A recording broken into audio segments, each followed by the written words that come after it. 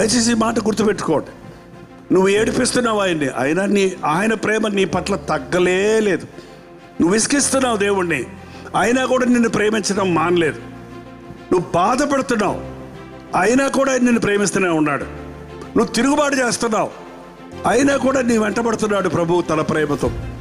నువ్వు ఎంతగా దేవుడిని ఎదిరిస్తున్నా నిన్ను చివరించుకోవటం లేదు, నిన్ను అసహించుకోవడం లేదు, నిన్ను విడిచిపెట్టడం లేదు.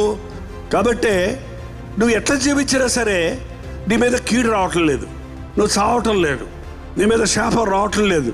ఎందుకంటే ఆయన దీర్ఘశాంతం కలిగిన వాడు. యేసయ్య ప్రేమను రుచి చూడాలంటే ఏం చేయాలో తెలుసా? సిలువ దగ్గర కూర్చోవాలి. అంటే చెక్క సిలువ, బొమ్మ సిలువ, ఇతర సిలువ దగ్గర కాదు. యేసుక్రీస్తు సిలువలో చేసినటువంటి ఆ యాగాన్ని ధ్యానిస్తే దేవుడు లోకాన్ని ఎంతో ప్రేమించి తన కుమారుని లోకంలో